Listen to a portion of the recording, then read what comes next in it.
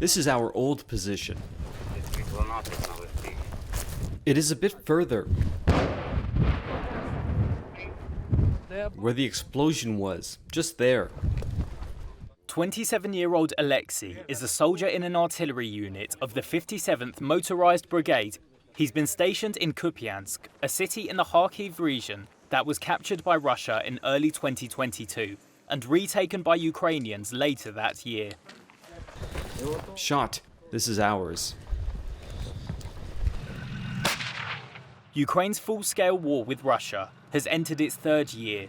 Ukrainian military leaders openly admit that the battlefield situation on the Eastern Front has deteriorated. The war has drained the country's ammunition and manpower, and its failed counter-offensive last year sank morale. In April, Reuters travelled along the eastern stretch of Ukraine's 1,000-kilometre front line.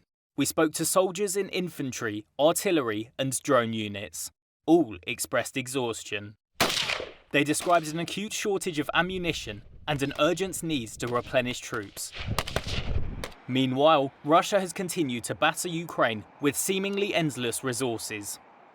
After securing his fifth term, President Vladimir Putin has also redoubled his war efforts, and Russian forces have made steady advances in recent months. The Ukrainian Armed Forces and the Russian Defense Ministry did not respond to questions for this report.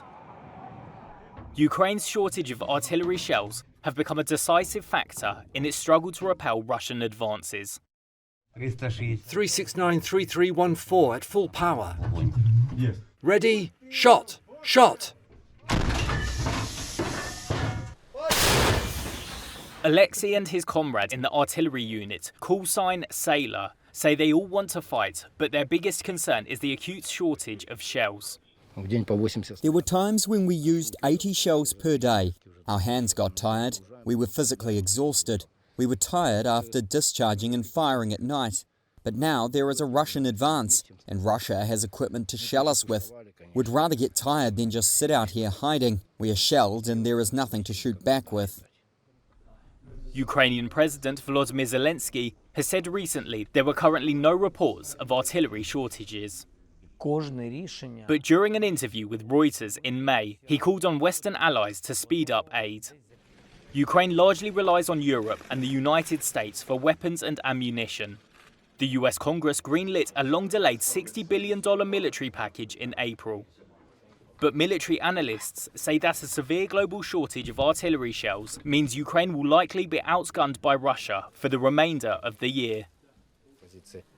But for many Ukrainian soldiers, like this infantryman with the call sign Yeher, continuing to fight is the only choice. I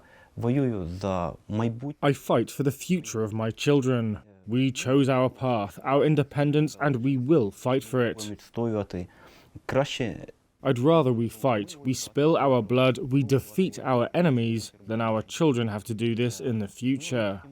We are battling an enemy that wants to not only take our territory, but to wipe us out. We have to understand this and stand up until the end.